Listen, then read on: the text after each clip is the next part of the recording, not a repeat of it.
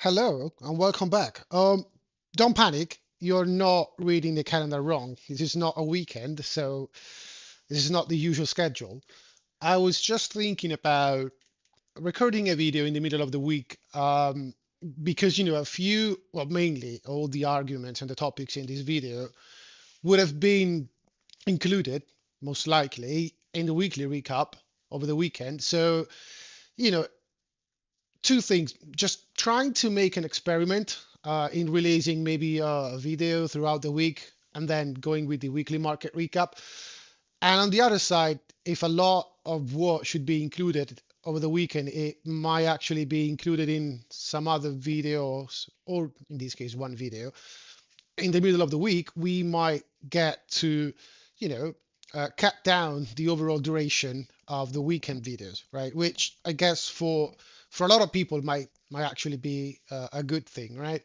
Um, it was, I guess, a good opportunity to try to do that because it just so happened that we got the FOMC just yesterday. It's Thursday morning here, so I guess it's still early morning in the US. At this point, it should be what, uh 5:20 a.m. in New York, kinda, if I'm making the time zone conversion correctly. So, you know, just a little bit of thoughts and kind of a little bit of reactions to what was the not only the interest rates decision yesterday, but also what came out from Jerome Powell's press conference. Now, of course, it's no surprise to anyone what the markets did with these data point coming in, and especially the what was communicated by Jerome Powell himself. Of course, you see the DXY actually had an erection, and conversely, all the other currencies had a little bit of a dump. Of course, it is also true that at the current moment in time, in the middle of the London session, you are seeing a little bit of a drawback on the DXY, and the pound is bouncing, the euro is trying to put together a bounce. The others, yeah, I mean, a little bit here and there, they were hit a bit harder compared to the euro and the pound, but overall, they're trying to put a decent bounce together. Now, it might just be a matter of liquidity, right? It was overextended to the downside. Now the market will be slowly digesting the news, reprocessing informations, re-elaborating informations, and actually making its own mind up, right? Uh, if you look at indices, and these are futures, by the way, well, I mean, this is something which resembles a huge dump, right? It seems very, so to speak, catastrophic. Is it really? Um, I mean, at the end of it, not really. Like if you really zoom out and if you look at it weekly time frame, for instance, yeah, I mean, you might say the small caps were hit, but it is also true they were coming down from, you know, 2 weeks prior to this event, quote unquote, right? Same for the Dow. It was already coming down. While, it's a bit of a difficult situation to assess at the current moment in time because we don't have the weekly close in yet. But I mean, yeah, it was a little bit of a knee-jerk reaction. But at the end of it, what you can see is that, I mean, the Nasdaq just drew back the entire move up, the most recent move up. Uh, the Dow is a bit more of a dire situation, but still, I wouldn't say it dramatically broke a very meaningful structure. Like, these low right here would be much more important in my view than these short-term low, right? I mean, it's not like you can ignore a decline like this, right? But we also discussed the dynamics in between small caps, industrial sector, and the major two indices like the Nasdaq and the S&P. Um, so although it might be and it might seem very tragic looking at a daily candle like these, at the end of the day, it's yet it's nothing really worrying. And if you check the ETFs, both for the spiders and the Qs, you see that they are basically both bouncing off again the previous line of support. And actually, for the Qs, it's the first test in the previous highs, which were broken to the upside. So, I mean, it is true, right? The spiders, they came in testing the 50, I guess it's the 50 or the 55. Let me check. It's the 55 exponential on the daily. The Qs at the current moment in time, they stopped and are now hovering around the 21 exponential moving average on the daily. But uh, again, these all these moving averages so far are still upward sloped and they're all crossed to the upside. So I mean, yeah, it might be funny crying wolf and whatnot, but just again, timing is always a very difficult component. And you've seen the spiders resting around the 55 moving average and then actually putting together a decent rally. Same for the Qs. You might say, yeah, but it was just ahead of the elections, so the elections were a good catalyst. Yeah, I get it, but all I'm saying is up until the point the structure is not completely and undeniably fucked to the downside. Just wait to panic. All right. Um, of course, Bitcoin again took a little bit of a dump, but again, even if you check this, it just drew back very sharply in this previous cluster, this previous structure, depending how you want to call it, and it's now reacting positively enough, right? There is also a fair value gap in here, which was tagged right into the midpoint of it. Yeah, almost. So again, it's just liquidity dynamics. After a huge spike in volatility, you tend to have a little bit of a drawback, a rebalancing stuff, right? So it goes out, comes back in, and the rest is history as usual. Oil, nothing really major on oil.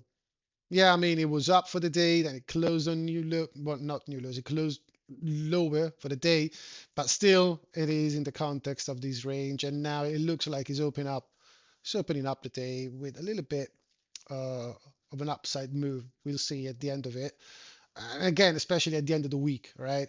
Gold, same. I mean, it was grinding to the upside. Last week it closed as a doji, if you remember previous weekly market recap. And now we got these days where it really tumbled a little bit, but yet didn't break this low, didn't break this low. We are still in the overall range. And again, this one as well is putting together a bounce. Yields actually kept on skyrocketing to the upside. And conversely, bonds represented by the ETFs here are still bleeding down. So at the end of it, if you just check these first 3 days of the week, it looks like the big winner so far is the king. It's the DXY, the dollar, relative to other fiat currencies, of course. It's it's one of those things where you see the Dixie having these sort of moves. It's kind of normal to expect everything else to kind of draw down a little bit, having a little bit of a weakness overall. It's just all the liquidity it sucked in the DXY, and if everything is coming into it, it has to come from somewhere, right? And in this case, you've seen that basically the rest of the market was weaker and the DXY actually pumped. Now, again, let's wait for the end of the week. Let's see what's going to come next. The market will always ebbs and flows around. So just don't go crazy with your positions in your portfolio, long-term portfolio yet. But, there are a few things that we can extrapolate out of this Fed meeting. So we're going to look at some slides now. And, it was a very interesting meeting, or at least should I say, it was a very interesting press conference. I wasn't paying that much of attention to the conferences up until, I guess the middle. Yeah, beginning middle 2024. Because I always thought, yeah, but it's the same old bullshit. It's just crap. It's just Jay Powell trying to, you know, to perform this psyop to talk markets and the economy where you would like it to be. But quite honestly, if you start to follow and look at it uh, through some sort of a different lens, you start to see very interesting dynamics. Now, it doesn't mean that just because you're now looking at it differently, you're going to be able to predict everything which will come off of it. But it's just again, it's just interesting to notice how things are spoken out maybe differently compared to what they were before, or maybe just how the narratives are changing, on if or if there are new narratives arising and whatnot. So the main talking points I would highlight for these press conference, I guess there is one above all, which is uncertainty. All right, and to my beliefs, in my opinion, the the moves that we have seen in markets just yesterday, again, it's just one day, so it is just yesterday, right? It might be just a knee-jerk reaction. And just a little bit of an aside and a parenthesis, we do know that historically Thursdays are good reversals days. So again, don't be surprised if you see the equity market completely making a U-turn now and closing down the week on Friday on back to the highs or back to the breakdown level from yesterday, or even higher than that. It wouldn't be surprising at all, right? Just with that caveat out of the way, the the main topic of the conversation in the press conference was uncertainty, and it was transpiring under a lot of different aspects. So first of all, he of course released, as they always do, the dot plots, right? And then they were updating their inflation forecast for 2025. There was a little bit, I wouldn't call it an embarrassing moment. Actually, I was kind of surprised of seeing it. A journalist asked Powell what does he think about the neutral rate, and he was, I think, very honest. He just said there is no way of identifying correctly and accurately the neutral rate or where it should be. Nobody knows, right? So that was another point. Um, he then talked about the labor market, and to some degree, I guess it just he left he left something coming out which maybe he wouldn't like to had, but he immediately tried to recover. Right? He said, "Yeah, I think the labor market is softening, and although we might not see it, there are signs of further deterioration. Of course, we don't want that, and we do think we can accomplish our mission on inflation without causing any further cooling in the labor market." But it kind of felt like he left the cat out of the bag, right? So that was another interesting thing. He talked about a general economic slowdown across the, the global system, and how even United States trading partners or allies, if you consider the G7, the G20, and whatnot, how they're struggling more compared to the US, and how, at the end of it, the US is still, it remains the better economy. The economy, in his view, it's performing fine. And even the policy, it's where it should be, given the fact that the economy is actually still performing, and especially in relative terms. Now, uh, other talks were about the new administration coming in, so the possible uncertainties associated with what the moves of the new administration will be, and no surprise, he hinted at tariffs, right? And all these things mixed up together just added to the overall uncertainty. if you start to put all the pieces of the puzzle together, it was like he was saying, "Look, what do you want from me, right? There are all these many different moving parts, and all I got here are two levers: the Fed balance sheet and interest rates. I, at the end of it, I need to make something of all I'm seeing out in the global financial and monetary system and the economic system. And all I have in order to try to fine tune it or influence it are these two levers. So, you know, kind of give me a break. I don't know at the end. I'm as uncertain as you might be, right? And I guess that's what the markets tried to price in, or at least reacted to just yesterday. All right. Again, I want to stress that a lot because it is just one day uh, price movement or reaction. Okay.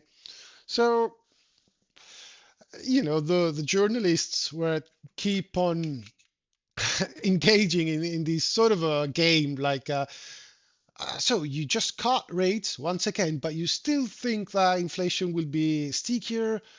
The economy, it's still resilient and it's still the best economy there is. So why are we cutting? It was a lot of dancing around these inconsistency in between what his actions were and what his projections were at that moment in time. So with that in mind, now first of all, if you think about uh, indices and the equity market alone, I might say, let's get out. Let's take out of the way one simple fact.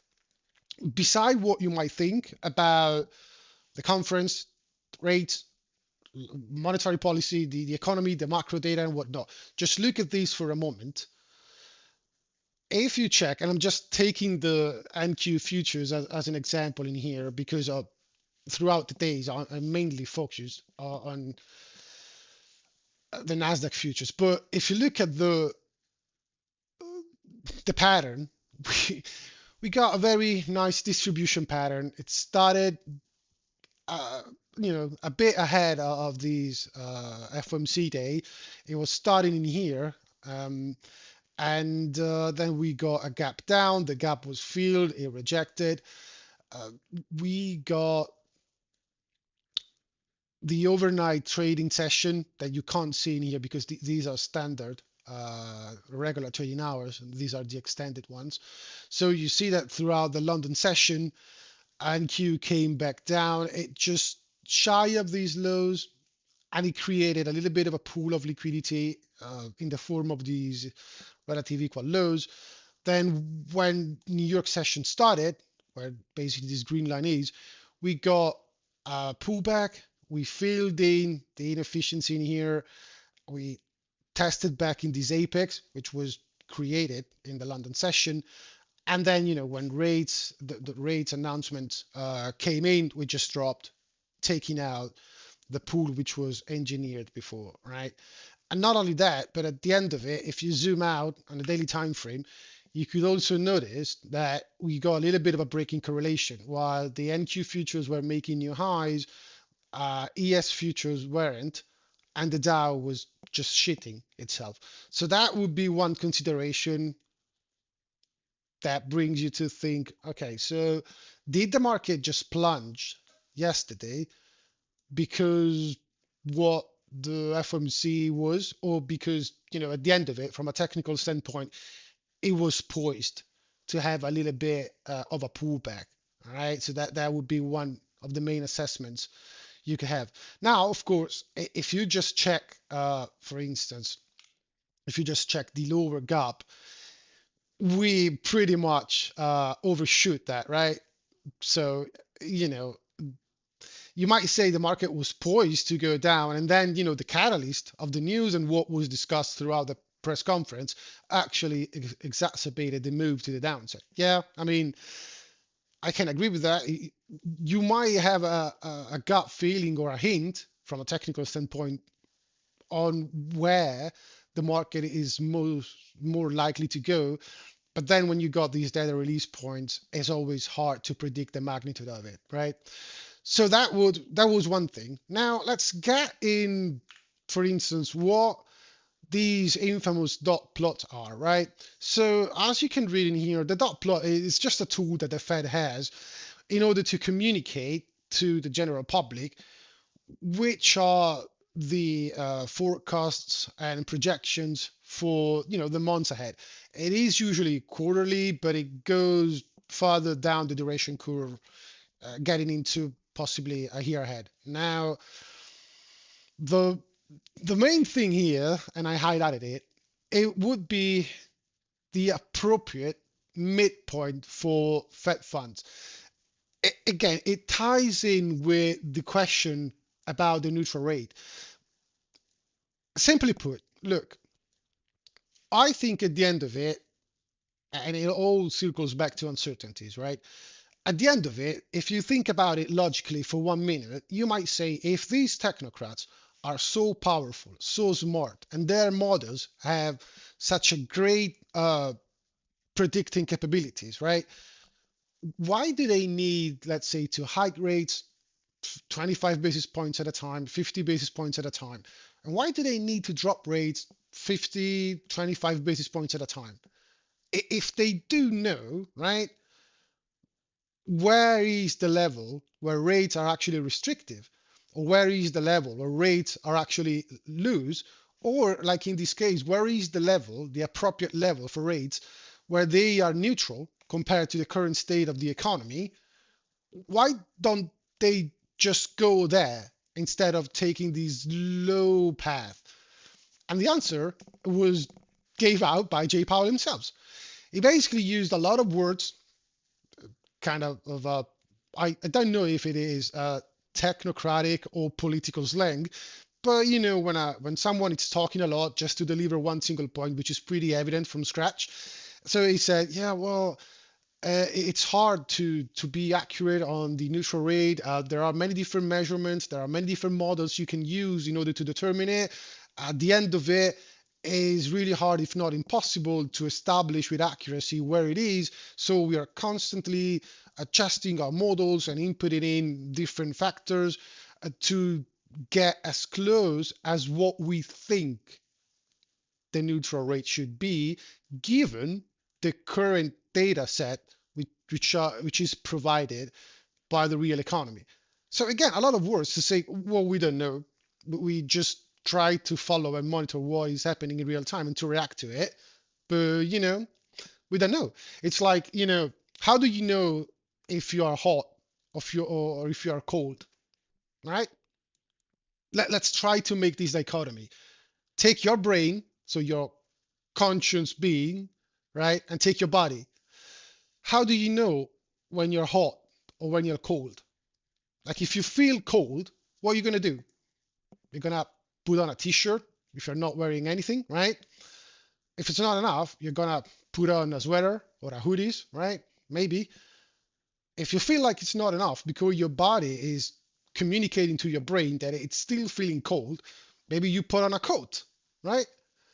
But what happens where you kind of overshoot and then you got too many clothes over you?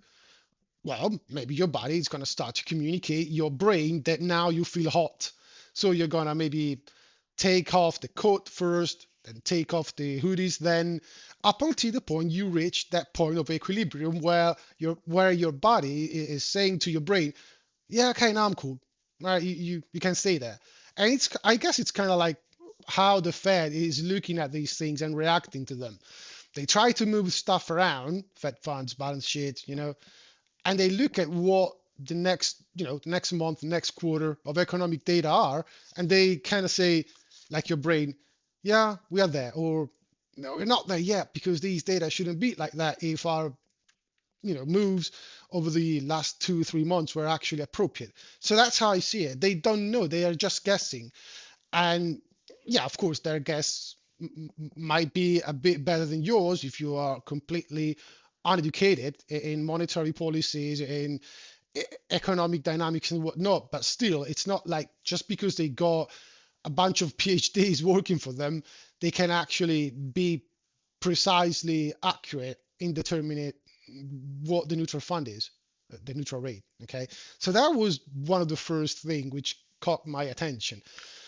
Now, of course, here's a kind of little bit of a breakdown of what the dot plot actually represents. So at the end of it, the main talking point in here would be, as I said, it's just a tool to communicate, to indicate to consumers, and it tells you that basically what was revealed in these iterations or in this release of the dot plots were basically that they're gonna the market expectations and actually the Fed path for 2025 was to cut rates at least another 3, 4 times because they were talking about an additional 100 basis points. So now, if you're assuming they're gonna go at incremental cuts of 25 basis points at a time, that would have been equal to 4 cuts in 2025. So they revised that, and they're now saying, yeah, maybe we could just do 2 cuts, so another 50 basis points, because we've seen that since September the economy has been particularly resilient, and so maybe we don't really need to cut a lot. And of course, the market reacted to it because there is this narrative that the market loves rate cuts. So if you start to tell them, we're going to cut less than expected, they might react to it negatively. I don't think that's all there is, but I mean, in the very short term, as for knee-jerk reactions, yeah, I mean, it might be like that, right? But even in here, as you can see, uh, still proceed with caution because even Fed members themselves um, are actually coming up with a lot of questioning about the effective predictive capabilities and powers of these tools. So the dot plot, right? This is basically what they released, and as you can see, the median for the cut was revised down to 2. Same for 2026. So are we really back to the moderately higher for longer? And especially when you think about what the other central banks around the world are doing right now, right? Don't know if you noticed, but Canada just cut another 50 basis points. Swiss National Bank cut another 50 basis points. The ACB cut not 50, but still, if you look at the fund rate for the ACB facility, uh, pretty much lower than where the Fed is at the current moment in time. And even if you look around all the spectrum, if you look at China, right, they have a massive problem now, and it's a whole different topic, maybe for another time. But anyway, it looks like everyone is on the same boat, but the others are cutting at a much faster pace, and the US are not yet. Will they do it? Maybe. Who knows? We'll see. But when you think about interest rates differential, for instance, although you might think, yeah, but if they cut and the dollar is chasing yields, why is the dollar actually strengthening compared to other fiat currency? Well, because the others are cutting even more. So this interest rates differential is always working in the favor of the dollar. Even if the overall rates are coming down, if in other parts of the world rates are going down faster than the US, where is the better where is the better yield to be chased? Right? It's still in the dollar, right? Now, getting back here, here you got a little bit of a tab, which is some sort of a redundancy of these, but it's much easier to read, I'd say. So this is what they are actually forecasting for 2025 compared to 2024 as for GDP, unemployment rate, and of course the Fed funds. So even in here, you can see that they project to have Fed funds going from 4.4 down to 3.9, again, 50 basis points, right? So,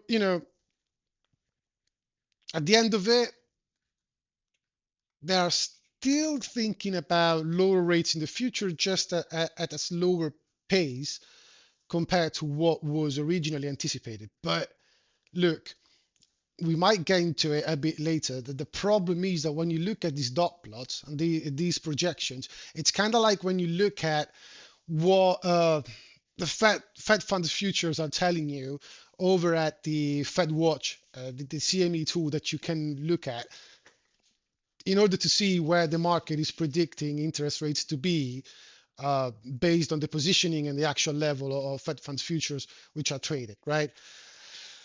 They swing around massively. There was a time a few months back, actually even before 2024, where they basically were predicting seven rates cut, and it didn't come. So depending on new data, economic data coming in, those those quotes are continuously revised up, down. It's like the market is moving up and around. In my view, the predicting capabilities of these tools are only good for, I don't know, maybe let's say next month, next quarter, maybe. But if you really want to stretch the the length of the forecast into the future, I think there is not a lot of predicting capabilities in in these tools and in these metrics. Now that is just my opinion. I could be totally wrong, but it is just how I feel by looking at them and keep on monitoring them over the last 1 2 years. So you might come up with different conclusions, but that would be mine. So then the topic of the conversation in the press conference shifted toward of course the topic of inflation, because if we are talking rates, we are actually obviously talking them in relation to where inflation is. Now, of course, inflation came down, and Powell was particularly vocal in highlighting how they managed, well, they quote unquote, right? But inflation came back down from the peak. It peaked at around 9%, and then it came back down to 6, and now it bottomed out around 2.4, 2.2, right? Now, it got back to 2.7, 2.8 with the last print.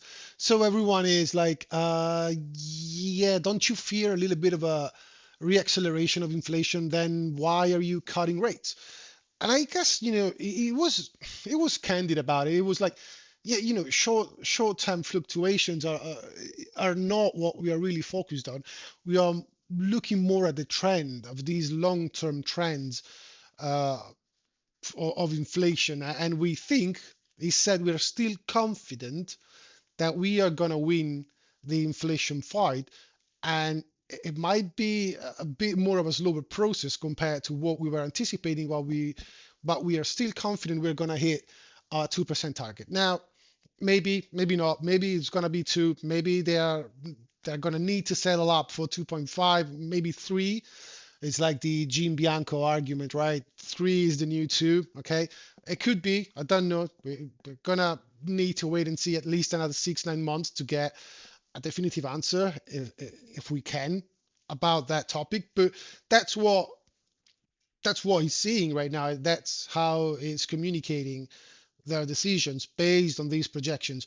So maybe he's looking at a good chunk of what is factored in the CPI, which is the owner's equivalent rent. Now, for those of you which might not know, at the end of it, this is just a metric, all right, which measures, how much money a property owner would have to pay in rent in order to match up to be equivalent to their cost of ownership. I'll I'll let it sink in for a moment. So basically, it is some sort of a break-even type of measurement, right? What if you got a real estate property or a rental property, right? What kind of a rent, a monthly rent, would you need to have to get from, renting that thing out to someone else in order to match up the costs that you have to sustain in order to maintain the ownership of that property, right?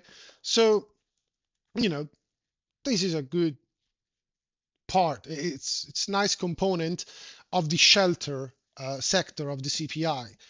And broadly speaking, you you might even say, for instance, if you got these owner equivalent rent actually being high, right? Uh, you know, it might be it might be worth it to actually buy a home instead of renting it, right? And on the opposite side of it, if you got owners equivalent rent actually being low, you might be want to rent instead of actually owning a house, because what what you would spend to sustain the ownership of the house would be much more, or a little bit more. Still, it would be bigger than what you get in terms of income from renting out the house. So I guess Powell is looking at it and he's seeing that although the CPI keeps on going higher a little bit, although at a slightly lower pace, it's saying that these metric actually came back down to levels we've seen in May 2021. So slowly but surely, after the spike, it's getting back in line to where he would like it to have it. So I guess, since we are always talking about inflation, and if you look at it, it looks like food and housing are the two main factors which are contributing to keep the CPI sticky above the Fed target. He checks it and he says, yeah, but housing is a very slow type of market when it comes down to adjustments. And even when you think about how these surveys are conducted, uh, rents, contracts, they don't renew every single month. You might lock in your rent now, and it's going to be like that for the next year. So they are very slow to adjust, and they inherently lag a lot. So he might look at this trend, and he's saying, I think the inflation fight is won, because slowly but surely this metric is going to go down. I just know for a fact it's lagging, but it seems to be on the trend to get where I would like it to be. Okay. The other main point of discussion was the labor market, because he was asked about the labor market. He basically said, since the inflation fight, we might, although we keep on being cautious, but we might consider it like a win, or a win that we are going to achieve over the reasonably short period of time. Now, since we got a dual mandate, we need to take care of the other aspect of our dual mandate, which is the job market, the labor market, right? Um, he said that he's seen the softening in the labor market that he wanted to see in order to tame down inflation, but now I guess he needs to switch his attention to the labor market, because there are a few data points which are coming out from that sector of the economy which are not particularly enticing. So overall, if you just check at the unemployment rate, yeah, I mean, you might say it started to went up to going up a little bit, but we're still around 4.2, 4.4. So you might say, well, historically, it's still particularly low, right? So yeah, there shouldn't be a lot of problems in the labor market. One problem might be that if you check when the trend starts to go higher, it's very hard to stop it. So maybe he would prefer to be safe than sorry, so to speak. That could be one. But other factors might be something like this. If you look at the payrolls, right? Um, yeah, I mean, we got these two huge data points, like it was last, the latest one and the one before that. But at the end of it, the trend, it's still particularly to the downside. If you know, if you look where the peak have been in 2022, mid 2022. So again, even here, he's looking at the trends of these long-term macro trends.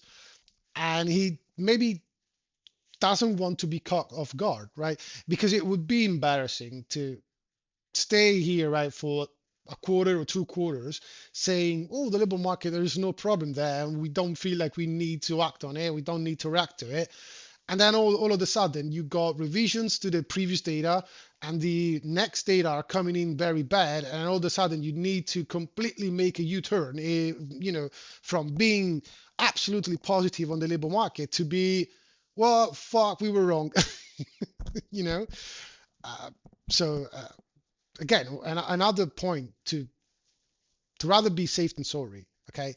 Also because if you check what is the payrolls as for the establishment survey, what is the payrolls for the household survey, and what do we see in the QCW data points, and that is just the quarterly sense of employment and wages. So it's just another metric to grasp the strength of the labor market based on employment and wages. So, it's actually, well, people tend to consider it like a lot. It's a very important data point. Maybe a little bit, it's not something you heard a lot if you check like these macro gurus, YouTube and whatnot, but it is important to some degree. Um, what you see is that although the payrolls as for the establishment are not really capturing a lot of deterioration, if you look at the other two, and especially the household service, the survey, they're really ticking down like a lot, and it looks like the trend is accelerating to the downside.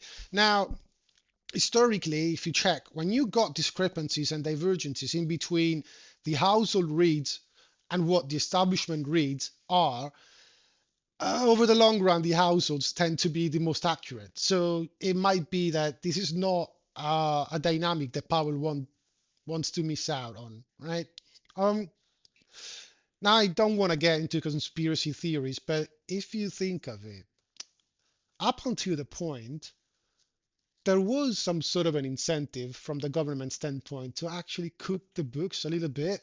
I mean, at the end of it, we needed to win the election. So would it be that far-stretched or far-fetched to think that maybe we just, you know, sharpen the pencil a little bit, we revise a few numbers, or we don't take into account a few, recent variations in the data. We don't report them the way they should be supposed to be reported, just to make the situation a bit more rosy than what it really is, so that we can sell to the public that, we built up an incredible economy for you. Everyone got a job. If you don't have it, look at how many we are creating for you. Just go out there and grasp the one you want. This is the most beautiful economy ever. Why are you moaning about the economy? The data are particularly spectacular. So now that you don't get that incentive, because the current administration is on its way out, but at the same time, the new one it's not in yet. So might be that you're really gonna see a few revisions here and there in the coming months. And Powell, it's not he's not stupid. Come on, whatever you might think of it, he's not stupid, right? So maybe he don't wanna fall behind the curve on this potential dynamic as well. All right. Now, if you check this one though, right? Getting back to the point, it looks like there is a huge discrepancy in between the establishment survey and the other metrics. So the household, uh, it's really, really, really lower. I mean, we're talking what, almost 1 million jobs. I mean, these are starting to be, you know, substantial numbers, right? Now, again, if you check, there this weird dynamic about surveys, right? It's kind of it works with the even for housing, right? Because when they start to calculate stuff like rent and other things like that, they usually call someone and they say, if you would have to rent your house, what type of a rent would you ask? Everyone might say this and that, or they call up someone else. If you would need to rent a property for living into it, what kind of a rent would you be willing to pay? Yeah, but at a point that not only is a lagging type of a measurement, right? Because these contracts they readjust, every 6 months, every year, every 2 years, or whatnot. But it is also a bullshit type of a data collecting process because just because I say, yeah, I would like to rent my property out for this or that, or yeah, I would like to rent an apartment, but I would be willing to pay this or that, it doesn't mean that I'm actually gonna get it. So it doesn't have any bearing on reality at the current moment in time. It just tells you what you would like to have or what would you like to see, but doesn't necessarily reflect real economic circumstances in the real world. So this one right here might be just another one of those examples. For instance, if you see how the BLS are actually um, conducting these surveys, right? They're going out saying to people, "Are you currently working?" And I go like, "No." All right. "Are you actually looking for a job?" And I'm like, "No, I mean, look outside. It's bullshit. No one is willing to hire me. So I just gave in. I'm not even looking for a job because I tried for a while, but I only found closed doors. So at this point, I'm not even looking." All right, thank you, sir. And at that point, they just write you off from the participation from the labor force, from the active labor force. So you don't even account in the unemployment metrics because if you are considered out the active labor force, your participation it's discounted, and the unemployment levels at the end of it are just you know calculated by factoring in the numbers of people which are actually employed with the number of people which are actually looking for a job. So if you're not even looking, you're not factoring the data set. So again, in this chart, you see that, let's say, I mean, it's hypothetical, right? It doesn't have to be the Bible, but just as a thought experiment, if you assume a stable participation rate, right, and you compare it with the current level of unemployment or unemployed people, at that point, the unemployment rate would be more, would be closer to 5% rather than 4.2, which again, I'm not saying this is the actual and undeniable truth, but it's still, when you got discrepancies in these surveys, it's still something which is worth paying attention to. All right. And again, with all my reservations for central bankers, technocrats, and whatnot, I need to repeat that. I don't think Powell is stupid, right? So when you see him shifting from the inflation fight to being focused on the labor market now, uh, these 3, 4 slides might be good bullet points to actually justify why he's a bit, concerned maybe.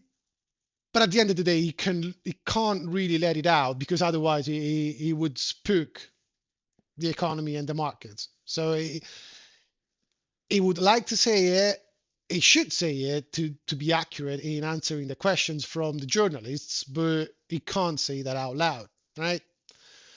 So there is also another point when it comes down to what the Fed is actually trying to factor in and finding a little bit of uncertainties, right?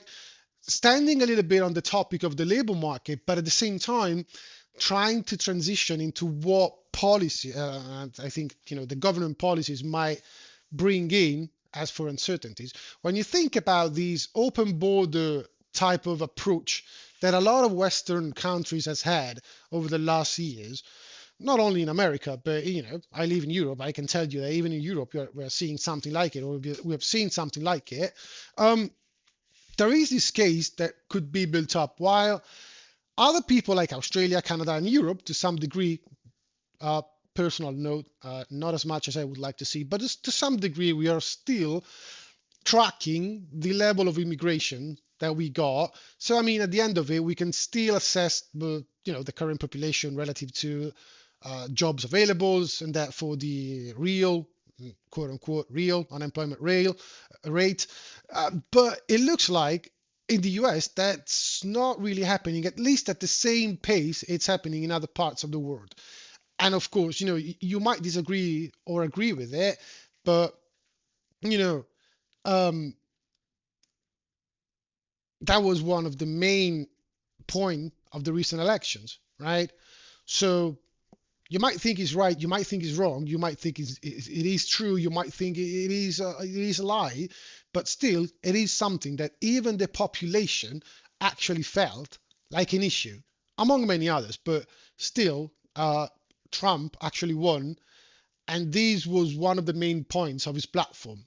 So just bear it in mind, right? Now, of course, when you got new people getting into a new country as immigrants, usually they tend to not get a job, at least initially. And again, it could be different culture, language skills, or labor skills in general. I mean, if you're coming in from, don't want to say it, but just to use an extreme example, right? Just for the sake of the example, it is not meant to be derogative or of these nation or these people or the others. But if you come in from the third world, it's very unlikely you're going to have the knowledge, the skills to be employed in an economy which are requiring workers with, you know, a much higher degree of education. All right. So, of course, initially at least, you're going to find difficulties getting a job and keeping a job. Right. So, as for the conclusion, although it's hard to define the whole macro situation with just one key point or topic, it might be still a warning sign. It might be, yeah. So, and it's not one that should be discarded. Also, because if you check,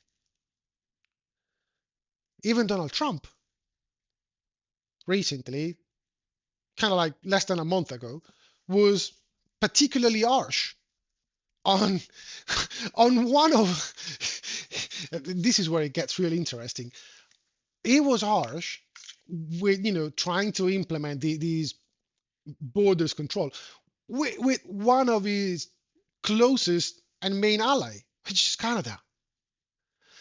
Now, just as a parenthesis, that just shows you the immense amount of power, political power, I'm saying, right, that Trump currently has.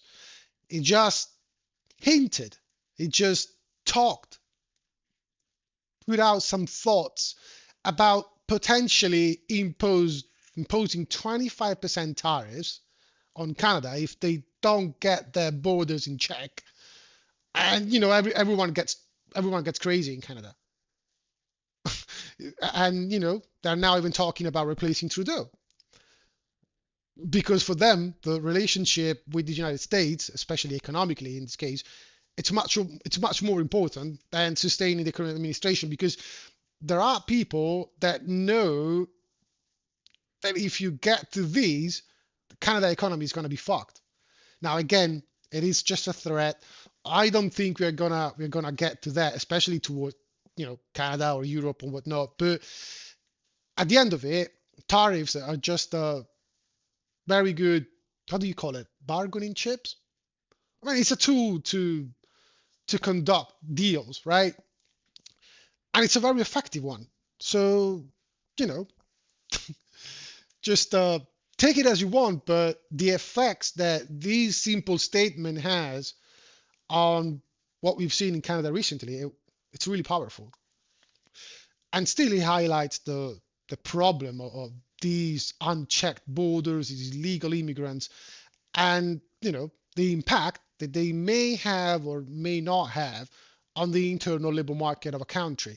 What do I mean by that? Well, look, when we transition fully into potential policy risks that the Fed in establishing its monetary policy might need to face at a point, the illegal immigrants deportation might play a role. together with tariffs. I had a few consideration on these claims about deporting all the illegals, right? And you can just read it, right? It's just to sum it up, it's very hard. It's very easy to say, but it's very hard to do from a practical standpoint first. Then you got the economic repercussions, right? Just because they are illegals, that doesn't mean that they do not participate in the real economy. Now, it might be submerged, it might not, the data might not pick it up directly, but even if you're working, that's again, extreme example, without a regular contract, right? But you're still providing low cost labor to some business or to some company, right? So what happens when the new administration comes in and deport all these cheap individual laborers, or should I say, all that cheap supply of labor, right? Well, how do companies and business are going to react to it? Are they going to hire regular people?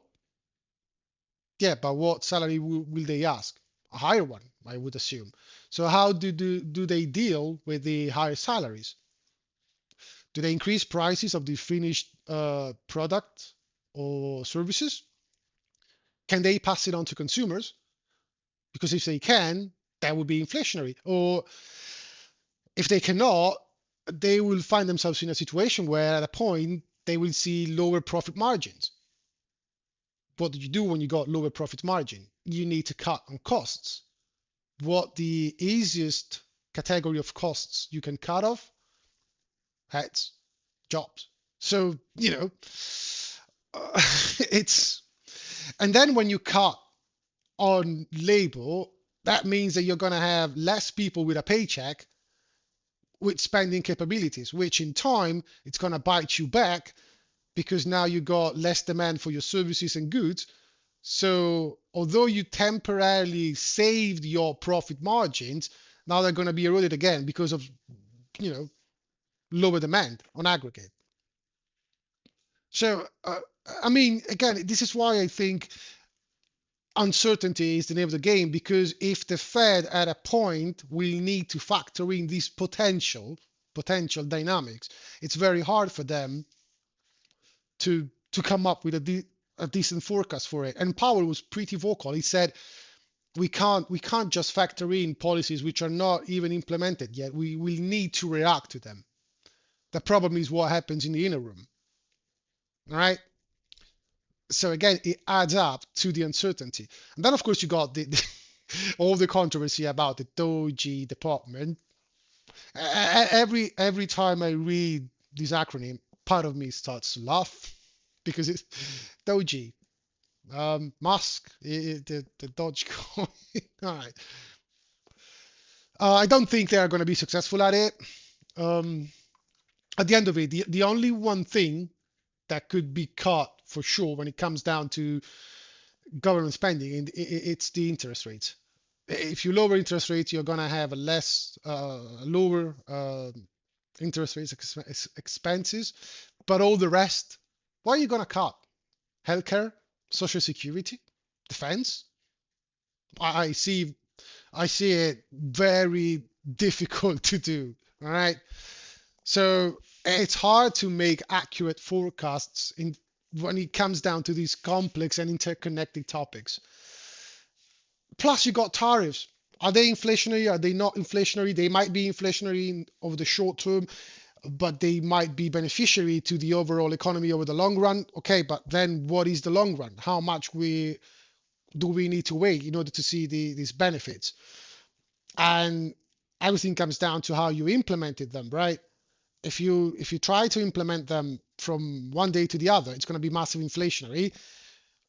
On the other side, if you try to use them again as a bargaining chip to get better deals with your trading partners, that might actually be good. But again, it's very hard to factor them in because, first of all, again, you don't know how and when, in what measure, against who, and against who not they're going to be implemented.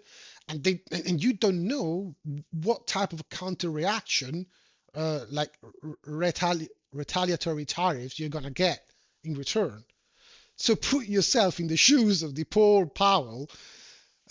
How can he know, right?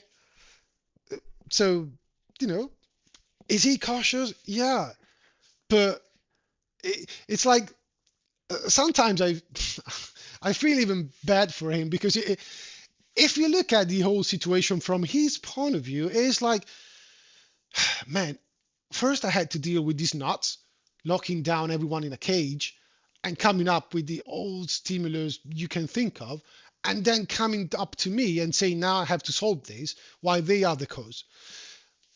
2 3 years down the road, I feel like I almost solved it. And now I might have to deal with another administration. First of all, the guy in charge, there is not a good history between him and me. And now he's going to come up with all these potential policies which might be massively disruptive, not only for our economy, but for the global economy. And people are keeping asking me what the future might should look like. How the fuck could I know, right? Really, let's give Powell a little bit of a credit, right? Because it's no easy. It's no easy being him at the end of it, right? Now, moving on. They also announced at the meeting that they are now this is the overnight reverse repo chart, for lack of a better term. It's the reverse repo market, so the RRP. Now, if you remember, we discussed this chart. I guess it was 2 weeks ago when we were talking about potential risks when it comes down to liquidity. Um, they actually intervened just slightly, just a little bit, in this market as well. And I guess the end point, the end goal might be to, I mean, the intent, the goal. I'm not saying it's going to be successful or not, but I'm just saying that could be the goal. It might be to keep a bit more of a buffer liquidity available for the markets. Maybe, I'm just speculating here, right? Because if you check, they basically lowered, we're just talking 5 basis points, right? They lowered the reverse repo rate. So now, if you have any familiarity with how Fed funds actually work, it is not a specific number. Um, they are targeting a range. So it's a 25 basis points range, right? So Fed funds is actually allowed to fluctuate, to move around a specific range, and that's the target that the Fed establishes. Now, they got two tools to put a roof and a floor above and below this target range, and they got the RRP, of course, and then they got the IOR, which is the interest on reserves. So by moving these two, they can push the markets to, to keep the rate in the boundaries of what the target range is. Right. So consider this: if the reverse repo facility is where you go to lend to the Fed at a free risk rate, okay? If you lower it, like in this case, although slightly, but if you lower it, what you're doing is trying to trim down a little bit of the incentive that you might get in lending the money to the Fed, because you are getting a slightly tinier return. Now, what could be the goal of it? Uh, I think first and foremost, as we discussed in that video, when you got repo rates skyrocketing to the upside or spiking, that is usually a telltale sign that liquidity issues are arising in the system. And it is not uncommon to see those upticks in the rates, especially at quarter end. And we just got one in September, if you remember. Now, usually that is just due to, you know, quarter end rebalancing dynamics, quarter end liquidity dynamics and characteristics, and it's usually very short lived. It tends to resolve itself pretty fast if it is just due to quarter and dynamics. Maybe what they don't want now, since we are getting to another quarter end, they don't want to see it spiking right here, right now, when people are starting to talk about inflation reacceleration and all the uncertainties. I guess the last thing you would want if you're a policymaker is to have the market thinking that not only we got these risks and these uncertainties for policies, for macro data points, we don't want them to see or to perceive that there is also a risk associated with liquidity conditions in the system. So that could be one. Another one might be if we can get out a lot of money from this facility, those money will be available to eventually absorb a potential downturn in, let's say, the stock market. Maybe like it's the infamous uh, topic of the money on the sidelines. So that is not to say this is the only reason why they are doing it.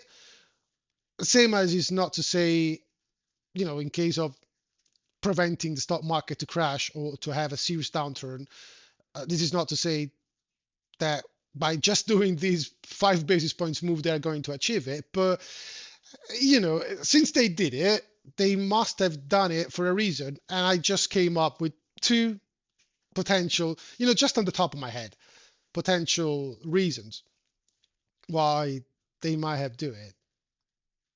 But just, again, this is a lot of speculation. As I said in the beginning, it's just a reaction.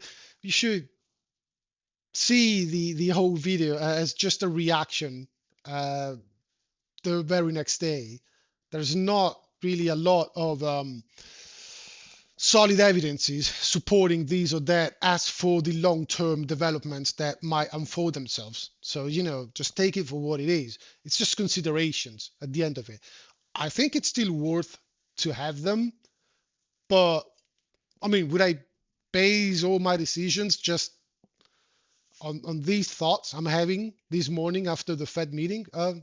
Probably not. I mean, no, right? Now, getting back to the rest of the world, uh, this is basically what you're seeing across the globe. Got Japan, Switzerland, Korea, China, the Eurozone, Canada, Australia, United Kingdom. So it looks like basically everyone is dropping rates. And I mean, surely you've heard about the UK, for instance, they had 2 consecutive months of negative real GDP. It's not 2 quarters, so it's not a technical recession, but you know, surely it's not positive, right? Then you heard about Germany shutting down 2 or 3 Volkswagen manufacturing sites. You heard what's going on in France, where they got yields spiking to the upside, and overall across the board, you got government crisis in Germany, in France itself. The UK, if you look at the recent years after the pandemic, it looks like they can't come up with a government which is going to stay in charge for more than what 2 years, maybe. So there is a lot of uncertainty and there is a lot of fragility outside of the US. Um, and at the end of it, what central banks are doing is actually a representation of, what's out there. Even, Switzerland. You think about Switzerland, and they were kind of the fiscal paradise where you go to hide your money because they got these very uh, tight um, privacy agreement. You deposit your money there, and they are not allowed any under any circumstance to give explanations or reports or whatever or informations to whatever uh, other government which is gonna coming in inquiring them. They don't give a crap. So that was a way by which they attracted a lot of capitals. Now, of course, you got Europe and then the US. They really drill down on them to revert course. And so, from being this sort of a happy island, they needed to face a bit of consequences. So it's not how it was before. So then you look at the real economy in there, it's not rosy again, as the rest of Europe. So overall, though, just speaking on these 3 4 countries, but even if you extend the speech to China, to Korea, they are not holding up really well. So another thing that Powell mentioned was, well, yeah, we're looking at the rest of the world, and although we are a domestic agency, right? It is also true that we do realize that if the rest of the world is slowing down, I'm not saying we are going to go down the same path right here, right now, or even tomorrow, but it would be naive to completely discard the fact that, if our trading partners are actually going down, well, what happens if one day we wake up and we got no trading partners? I mean, our economy it would be impacted as well. Then, of course, you've got the political spiel around, yeah, I mean, we are a domestic agency. We do know that. But it is also true that since the US dollar is the world reserve currency, if we keep our rates higher for longer while all the others are cutting them, we are really smashing them. And although it might be good for the US as a political leverage or a geopolitical leverage to have this advantage, but it's only good up until the point you use it in order to bend your allies to do what you want them to do. It's not good if you overshoot and actually breaks them, because at the end of it you take the chances of finding yourself with no geopolitical allies and with no trading partners. So again, this is another thing that, although it might be discarded at first, it plays a role. Maybe it is a minor role, maybe it's not the core of the talks when it comes down to the FOMC meetings, but there is someone, maybe not really in the FOMC meeting, but it might be someone from the outside tapping on some board member's shoulder saying, you know what, just try to bring this idea in the committee, because although you're an independent agency, um, you still need to work for the better interest of the US government at a point. So just get your head straight and comply to what the state goals might be, right? Again, might sound a bit conspiratorial, but I guess after 2020, I completely revised my definition of conspiracy theories. So, do we got anything else? I guess we have. Oh, yeah, talking about the interconnection about different economies and how economies outside of the US could impact the US, just have a look at these. And I just picked, since we talked about the Trump tweet, right? Take a look at Canada and US relationships. So you see, if you look at GDP, they track each other particularly closely. Now they are diverging a little bit, right? US economy, it's remaining resilient. Canada is not. But even from a mathematical standpoint, and again, I'm not a math guy, right? I just know the basics. But if you look at something like the R squared, when it comes down to the correlation, it's not bad, almost 70, right? So again, if the rest of the world and your closest trading partners are going down the shithole, why would you suspect you're going to be the only one good place? I mean, maybe you're not going down at the same rate, but sure, you're not going to thrive, right? Could this be another potential worrying factor that all in all leads the committee to say we're still cutting? Although the potential risks, we understand your objections, but we are still cutting, right? And yeah, that was interesting.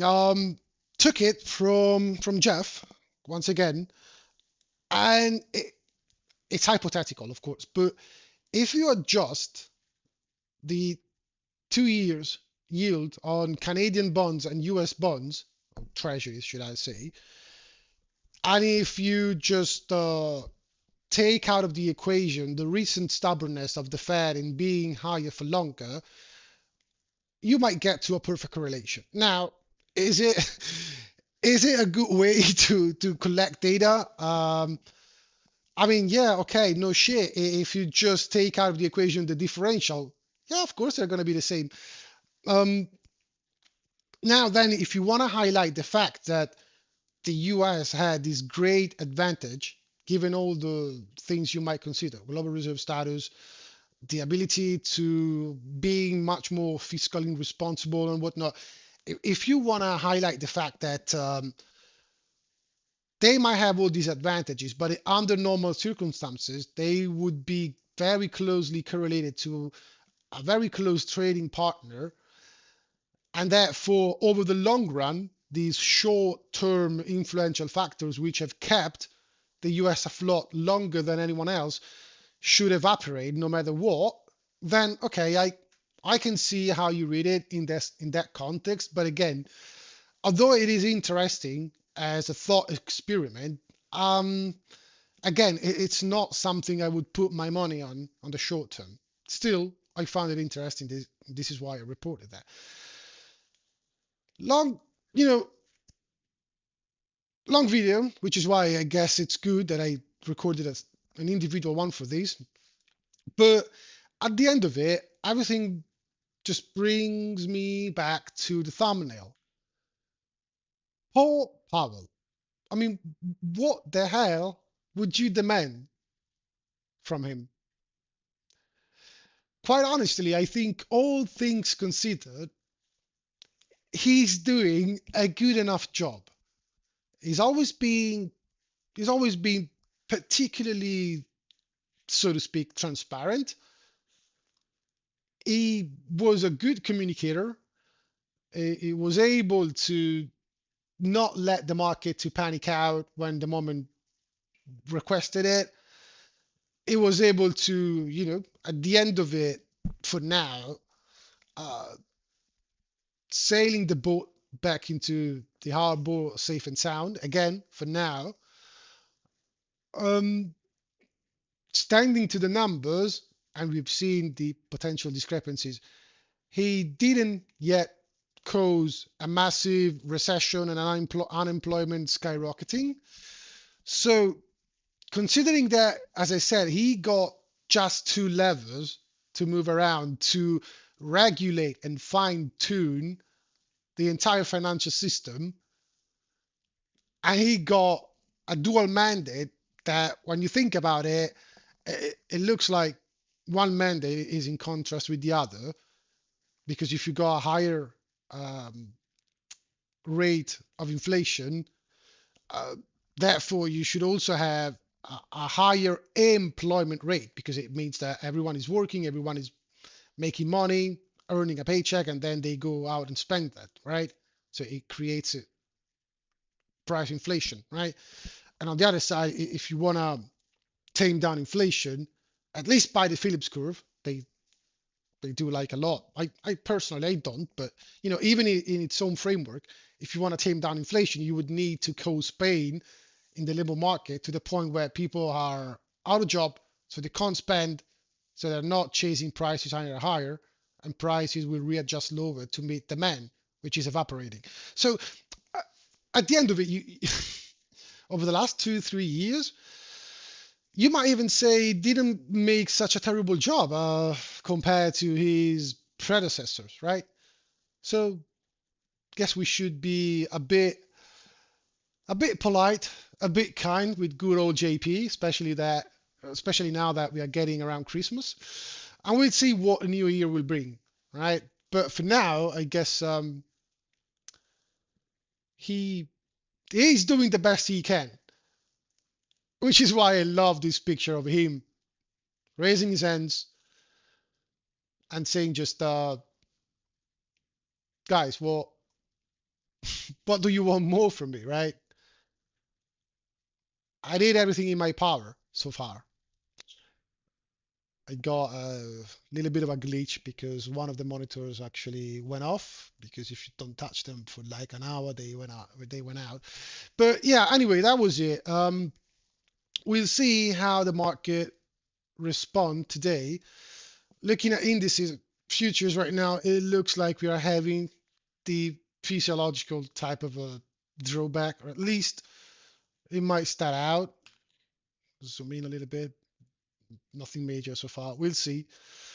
As for the rest, yeah, we are gonna keep on monitoring the yields, looking at what BTC does, all the rest. But yeah, I hope the video will be uploaded ahead of the New York session start. So even for those living in the US, they might have a bit of time, of course, assuming they want to to catch on these FOMC impressions before the regular trading hours actually kicks in the US.